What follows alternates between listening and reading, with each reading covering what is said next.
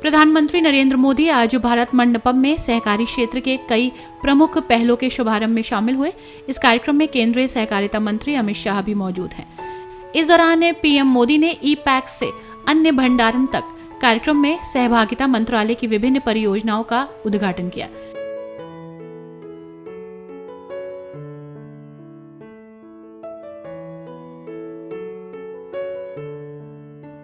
इस दौरान पीएम मोदी ने कहा कि आज भारत मंडपम विकसित भारत की अमृत यात्रा में एक और बड़ी उपलब्धि का साक्षी बन रहा है। सहकार से समृद्धि का जो संकल्प देश ने लिया है, उसे साकार करने की दिशा में आज हम और आगे बढ़ रहे हैं। साथ ही उन्होंने कहा कि इसके तहत देश के कोने कोने में हजारों वेयर हाउस बनाए जाएंगे, हजारों गोदाम बनाए जाएंगे। आज 18,000 PACS के कंप्यूटराइजेशन का बड़ा काम भी पूरा हुआ है। देश के गृह एवं सहकारिता मंत्री श्रीमान अमित शाह, कैबिनेट में मेरे साथी अर्जुन मुंडा, श्रीमान पीयूष गोयल, राष्ट्रीय सहकारी समितियों के पदाधिकारीगण, अन्य महानुभाव, देवी और सज्जनों, आज भारत मंडपम विकसित भारत की अमृत यात्रा में एक और बड़ी उपलब्धि का साक्षी बन रहा है।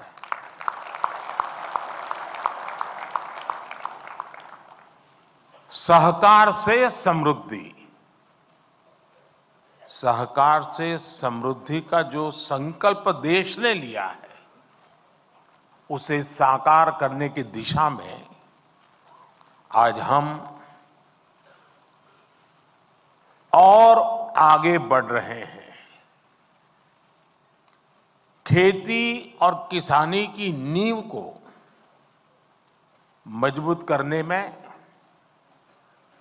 सहकारिता की शक्ति की बहुत बड़ी भूमिका है।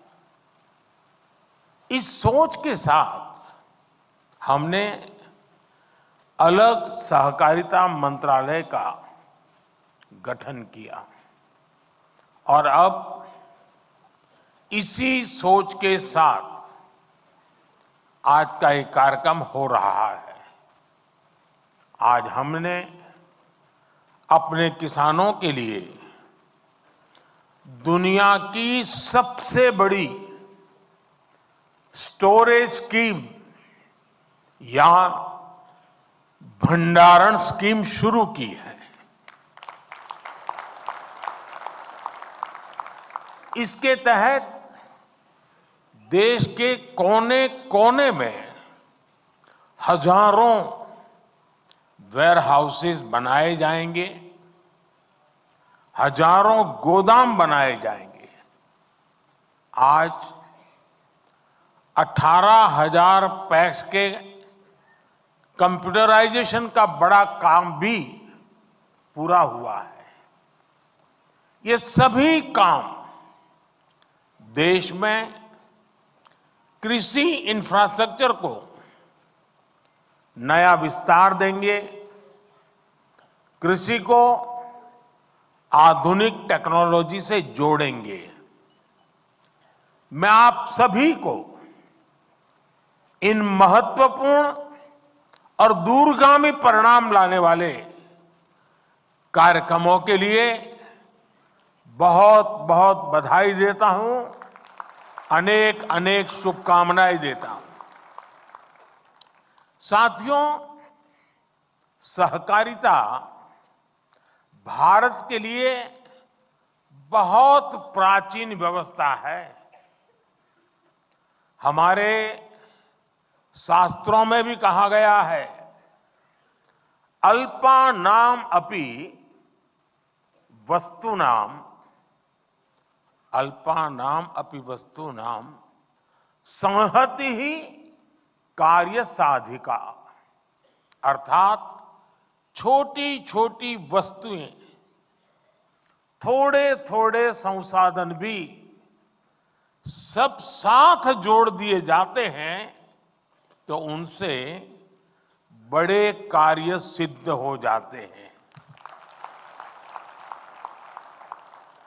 प्राचीन ग्राम अर्थव्यवस्था में सहकार की यही स्वतंत्र स्वतः स्फूर्त व्यवस्था काम करती रही है।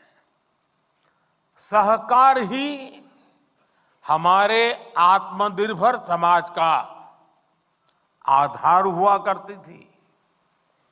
सहकारिता केवल व्यवस्था नहीं है,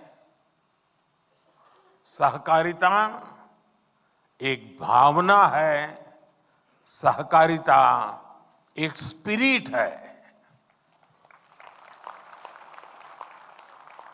सहकारिता की ये स्पिरिट कई बार व्यवस्थाओं और संसाधनों की सीमाओं से परे आश्चर्यजनक परिणाम देते हैं।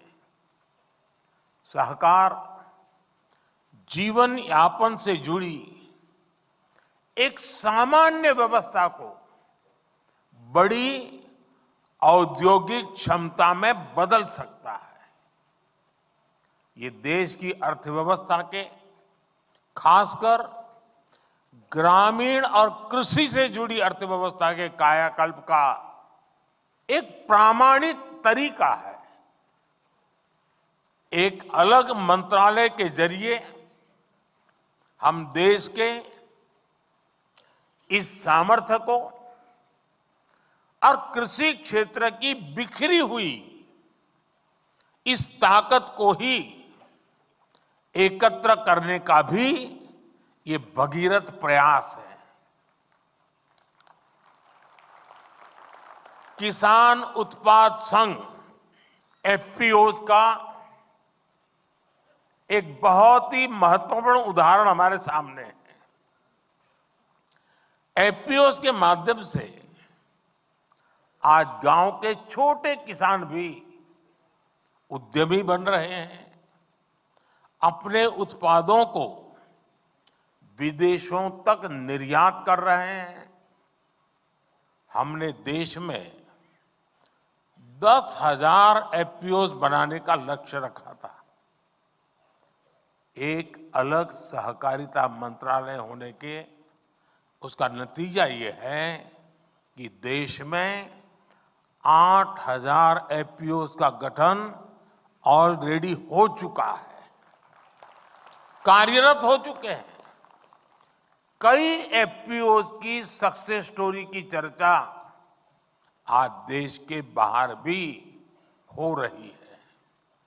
इसी तरह एक और संतोषजनक बदलाव ये आया है कि सहकारिता का लाभ अब पशुपालकों और मछली पालकों तक भी पहुंच रहा है।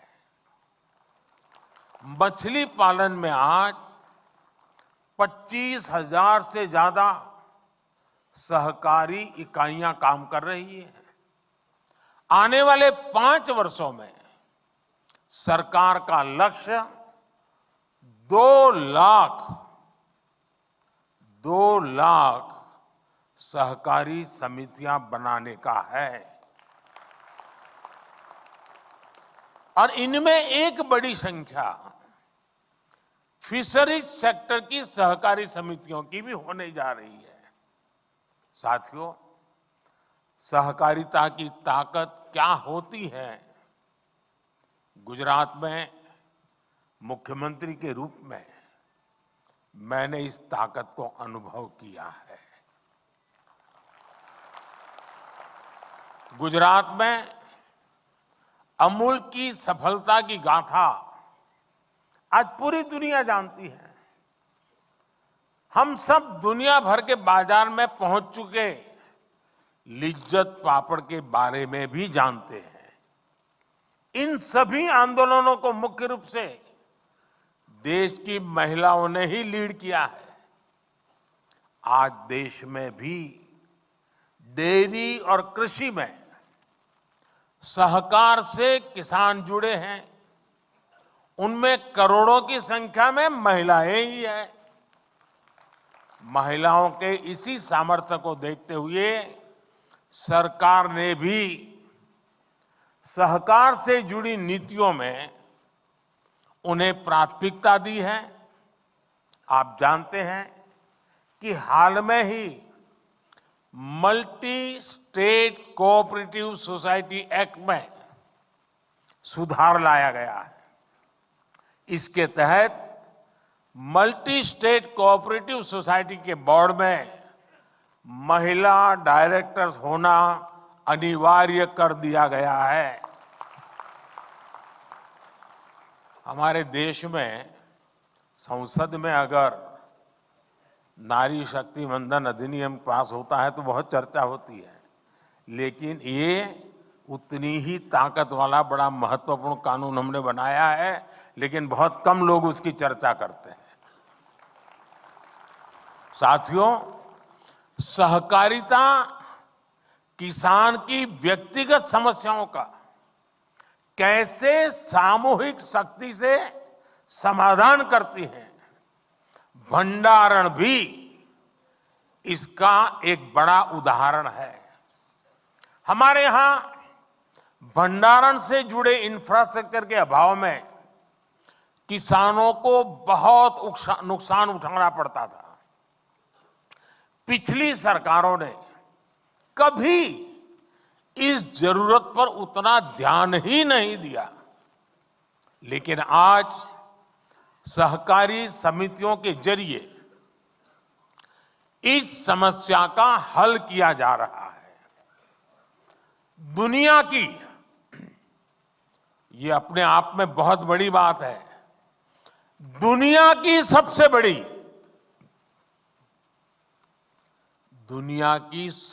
बड़ी भंडारण योजना के तहत अगले 5 वर्ष में 700 लाख मैट्रिक टन भंडारण की क्षमता तैयार की जाएगी।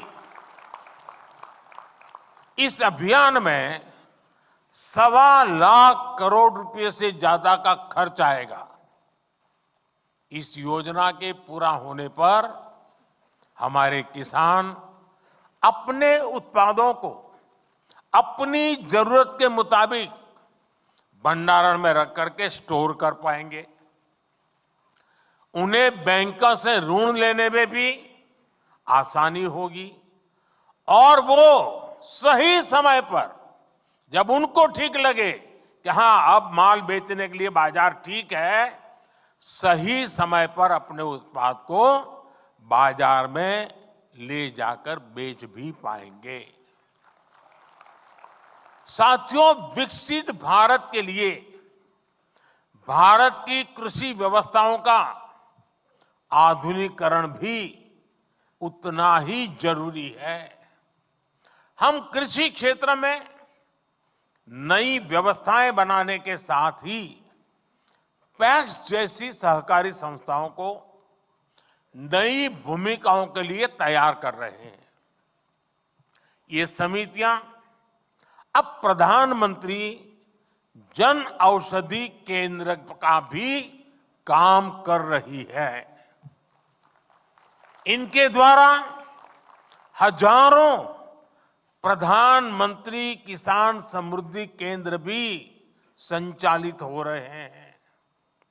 हमने सहकारी समितियों को पेट्रोल और डीजल के रिटेल आउटलेट में भी बदला है। कई समितियां पर एलपीजी सिलेंडर भी मिलने लगे हैं। कई गांवों में पैक्स पानी समितियों की भूमिका भी निभा रही है। यानी पैक्स की ऋण समितियों की उपयोगिता भी बढ़ रही है, उनकी आय के साधन भी बढ़ रहे हैं। यही नहीं, सहकारी समितियां अब कॉमन सर्विस सेंटर के तौर पर गांवों में सैकड़ों सरकारी सुविधाएं भी दे रही है। अब कंप्यूटर के जरिए ये समितियां टेक्नोलॉजी और डिजिटल इंडिया से जुड़े अवसरों को और बड़े स्तर पर किसानों तक पहुंचाएगी। इससे ग्रामीण क्षेत्र में युवाओं के लिए रोजगार के नए अवसर भी बनेंगे। साथियों, विकसित भारत के संकल्प की सिद्धि, इसके लिए मैं आप सभी की भूमिका, सहकारी संस्थाओं की भूमिका का महत्व बहुत ज्यादा है, इस बात को समझता हूं। इसलिए आप सभी से मेरी अपेक्षा भी कुछ ज्यादा है। और आखिरकार अपेक्षा तो उन्हीं से होती है जो करते हैं। जो नहीं करते उनसे अपेक्षा कौन करेगा?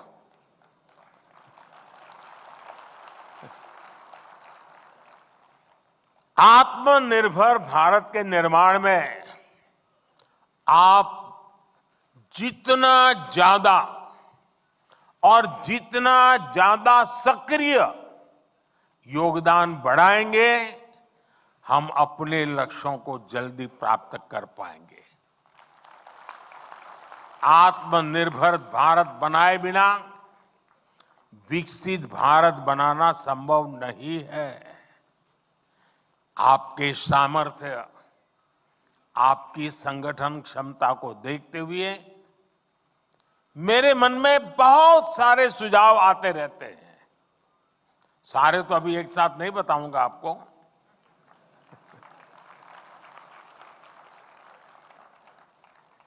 लेकिन कुछ मैं इशारा करना चाहता हूं। जैसे मेरा सुझाव है कि हमारी कोऑपरेटिव एक लिस्ट बनाए कि कौन कौन सी चीजें ऐसी हैं जो आज हम बाहर से लाते हैं, विदेशों से लाते हैं, अब हम इंपोर्ट नहीं करेंगे। सहकारी क्षेत्र इसमें क्या कर सकता है? उनके लिए देश में ही एक सपोर्ट सिस्टम हमें बनाना है। ये जिम्मेदारी सहकारी संस्थाएं बहुत आसानी से ले सकती हैं। अब जैसे हम कृषि प्रधान तो देश कहलाए जाते हैं, लेकिन ये भी सच्चाई है कि जो कृषि प्रधान देश के रूप में हम पिछले 75 साल से गीत गाते रहते हैं, लेकिन ये दुर्भाग्य देखिए, हजारों करोड़ रुपए का खाने का तेल हर वर्ष इंपोर्ट करते हैं। खाने के तेल में हम आत्मनिर्भर कैसे हो? इसी मिट्टी में पैदा हुआ तिलहन, उससे निकला हुआ तेल हमारे नागरिकों के जीवन को अधिक ताकत दे सकता है। और इसके लिए अगर मेरे सहकार क्षेत्र के साथी काम न करे तो कौन करेगा? मैं सही कह रहा हूं कि नहीं कह रहा हूं? आप ही करेंगे ना? करना चाहिए ना? हमें अब आप देखिए, खाने का तेल भी बाहर से आता है, और ऊर्जा के लिए जो तेल चाहिए गाड़ी चलाने के लिए, ट्रैक्टर चलाने के लिए, पेट्रोल, डीजल, ये फ्यूल से जुड़ा अपना इंपोर्ट बिल भी, इसको भी हमें कम करना है। इसके लिए हम इथेनॉल को लेकर आज बहुत बड़ा काम कर रहे हैं।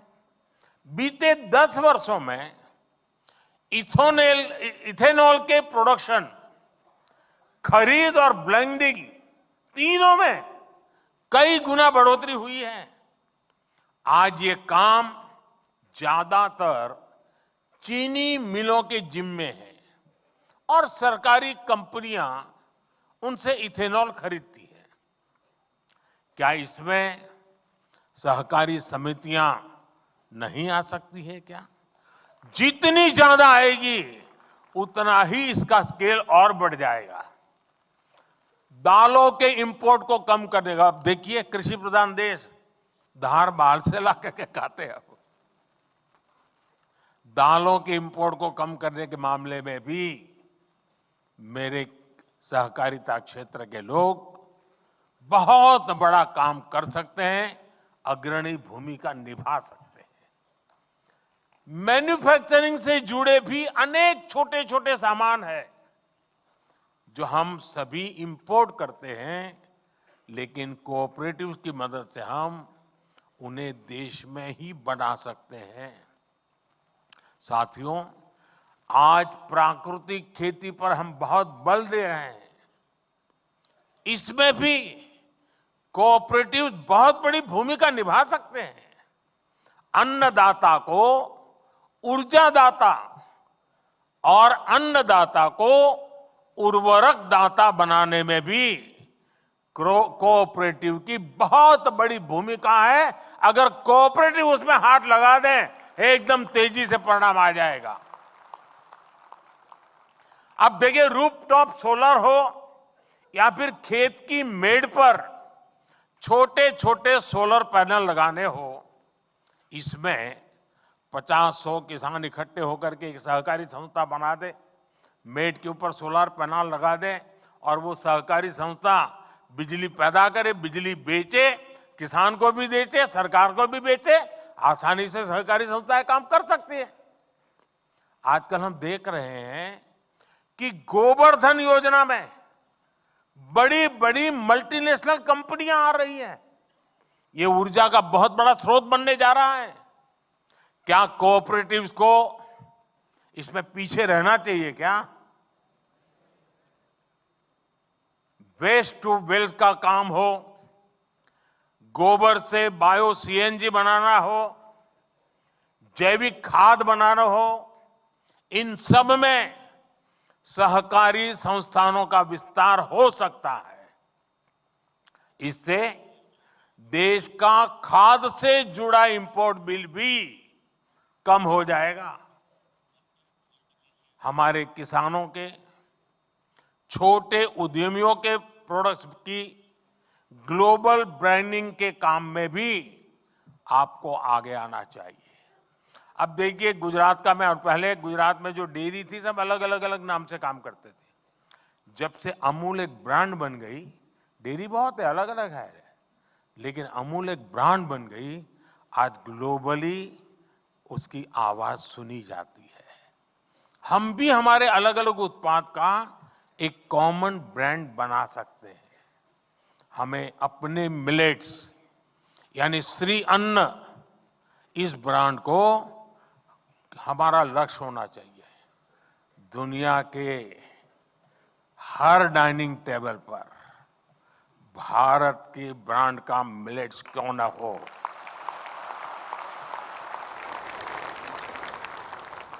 इसके लिए कोऑपरेटिव्स को एक व्यापक एक्शन प्लान बना करके आगे आना चाहिए। साथियों, गांव की आय बढ़ाने में सहकारिता का बहुत बड़ा योगदान हो सकता है। हमने तो डेयरी सेक्टर में एक स्पष्ट बदलाव होते हुए देखा है। अभी पिछले 3 दिन से मैं कहीं न कहीं सहकारी क्षेत्र कार्यक्रम में ही रहता हूं। पहले गया अहमदाबाद में, अमूल के 50 साल हुए थे। फिर कल बनारस में था, काशी में, वहां बनारस डेयरी का उद्घाटन किया था। बनारस का अनुभव है कि वहां डेयरी सहकारिता का आने से बहनों की, पशुपालकों की आय एकदम तेजी से बढ़ रही है। सहकारिता बढ़ने से एक और क्षेत्र में प्रवेश हुआ है। मैंने गुजरात के सहकारिता क्षेत्र के लोगों से आग्रह किया था कि आप शहद की दुनिया में आइए। हमने श्वेत क्रांति की, अब हम स्वीट क्रांति करें। और शहद के क्षेत्र में हमारे लोग आगे आए। शहद सेक्टर को किसान आज कितना लाभ उठा रहा है, ये भी आप जानते हैं। पिछले 10 वर्षों में शहद उत्पादन 75,000 मैट्रिक टन से बढ़कर अब लगभग 1.5 लाख मैट्रिक टन पहुंच चुका है। शहद के एक्सपोर्ट में भी 28,000 मैट्रिक टन से 80,000 टन की वृद्धि हुई है। 80,000 मैट्रिक टन की। इसमें नाफेड और ट्राइफेड के साथ साथ राज्यों की कोऑपरेटिव संस्थाओं ने भी बड़ी भूमिका निभाई है। इस दायरे को हमें और अधिक बढ़ाना है। साथियों, गुजरात में हमने देखा है कि जब दूध का पैसा सीधा बहनों के खातों में जाना शुरू हुआ तो उसका एक सार्थक सामाजिक परिवर्तन आया। अब तो हमारी सहकारी समितियां, हमारे पैक्स कंप्यूटराइज हो चुके हैं। इसलिए अब यह सुनिश्चित होना चाहिए कि जो भी काम हो, जो भी पेमेंट्स हो, वो डिजिटली हो। विशेष रूप से कोऑपरेटिव बैंक्स को डिजिटल टेक्नोलॉजी को आत्मसात करने के लिए तेजी से काम करना चाहिए। एक और विषय सॉइल हेल्थ कार्ड का है। हमने मिट्टी की सेहत की जांच के लिए सॉइल टेस्टिंग का इतना बड़ा प्रोग्राम बनाया है। मेरा सहकारी संगठनों से पैक्स से आग्रह है कि आप सॉइल टेस्टिंग के छोटी छोटी लैब्स अपने इलाके में बनाइए और किसानों को आदत डालिए कि लगातार वो अपनी जमीन की सेहत देखता रहे, मिट्टी की सेहत देखता रहे। सॉइल टेस्टिंग का हम नेटवर्क बनाए। साथियों, सहकारिता में युवाओं और महिलाओं की भागीदारी कैसे बढ़े, इसको लेकर भी हमें अपने प्रयास बढ़ाने होंगे। और मैं तो सहकारी क्षेत्र में जहां पर किसान जुड़े हुए हैं, वे एक काम कर सकते हैं। साल में उनको कह सकते हैं कि आपको जो डिविडेंड वगैरह मिलता है, अब आपको मुफ्त में आपकी संस्था की तरफ से सॉइल टेस्टिंग करके दिया जाएगा। उनको सिखाया जाएगा कि भाई तुम सॉइल टेस्टिंग से अनुभव के आधार पर अपनी फसलों पर ध्यान केंद्रित करो। साथियों, इससे सहकारिता में नयापन आएगा, एक नई ऊर्जा आएगी। सहकारिता में स्किल डेवलपमेंट की, ट्रेनिंग की जागरूकता को बढ़ाना भी बहुत आवश्यक है। बहुत बदलाव हो चुका है जी, और सारी चीजें कागज पे होनी चाहिए। मुंह जुबानी बातें करने वाला जमाना चला गया और इसके लिए ट्रेनिंग होना बहुत जरूरी है और इसके लिए प्रयास होने चाहिए। पैक्स को, सहकारी समितियों को एक दूसरे से सीखना भी होगा। बहुत सी सहकारी संस्थाएं इनोवेटिव काम करती है, कई इनिशिएटिव लेते हैं। देश के कई इलाकों में इसका पता नहीं होता है। क्या हम बेस्ट प्रैक्टिसेस को शेयर करने के लिए कोई कॉमन पोर्टल बना सकते हैं और सब लोग अपने नए नए अनुभव, नए नए तरीके उस पर अपलोड करते जाएं? इन बेस्ट प्रैक्टिसेस को आगे कैसे बढ़ाया जाए, इसके लिए ऑनलाइन ट्रेनिंग की व्यवस्था हो, कोई मॉड्यूल बने। आप जानते हैं कि एस्पिरेशनल डिस्ट्रिक्ट प्रोग्राम, आकांक्षी जिलों का अभियान, उस प्रोग्राम में एक उसकी विशेषता है हेल्दी कंपटीशन, स्वस्थ स्पर्धा का रैंकिंग का एक सिस्टम बनाया हुआ है और दिन में 10 बार उस रैंकिंग में ऊपर नीचे होता रहता है। हर अफसर सोचता है कि मेरा जिला आगे निकल जाए।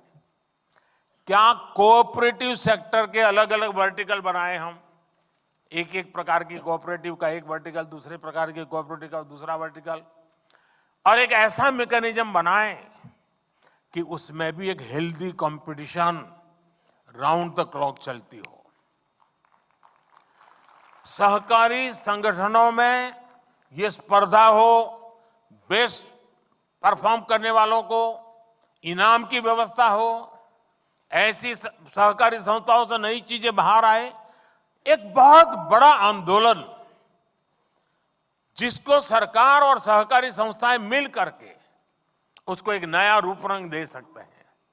साथियों, एक बात सहकारी संस्थाओं के साथ एक क्वेश्चन मार्क लेकर के चलती रहती है। सहकारी संगठनों के चुनावों में पारदर्शिता लाना बहुत जरूरी है। इससे लोगों का भरोसा बढ़ेगा, अधिक से अधिक लोग जुड़ेंगे।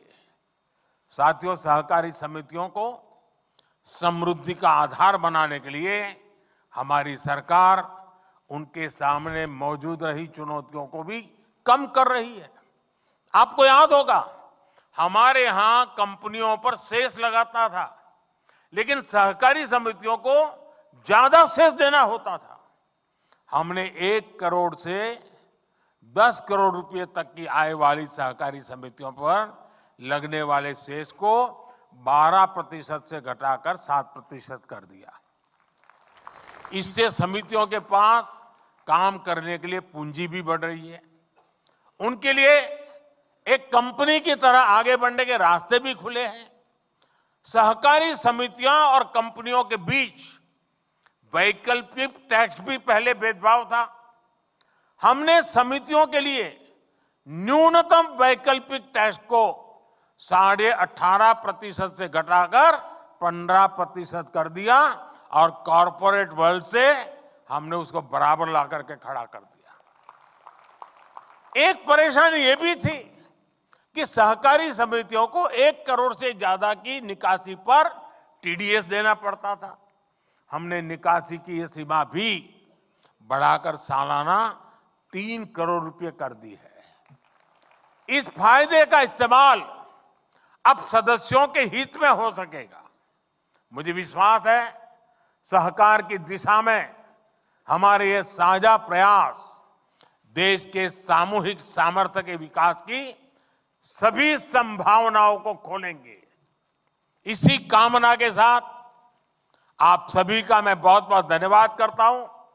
और जैसा अमित भाई ने बताया कि लाखों लोग आज अलग अलग सेंटर्स पर इकट्ठे हुए हैं, मैं उनका भी इतने उत्साह और उमंग के साथ आज के इस महत्वपूर्ण इनिशिएटिव में जुड़ने के लिए उनका भी धन्यवाद करता हूं और उनको भी मैं बहुत शुभकामनाएं देता हूं। आइए हम सच्चे अर्थ में सहकारिता की भावना को लेकर के कंधे से कंधा मिलाकर के, कदम से कदम मिलाकर के विकसित भारत के लक्ष्य को प्राप्त करने के लिए चल पड़े।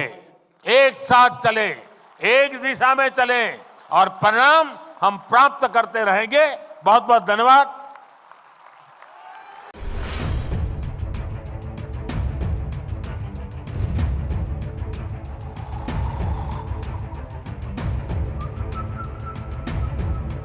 हर बड़ी खबर का असली एड्रेस है खबरनामा। इसलिए हर न्यूज अपडेट के लिए सब्सक्राइब करें और फॉलो करें खबरनामा। और इस वीडियो के लाइक बटन को प्रेस कर इस वीडियो पर कमेंट के जरिए अपनी राय देना ना भूलें।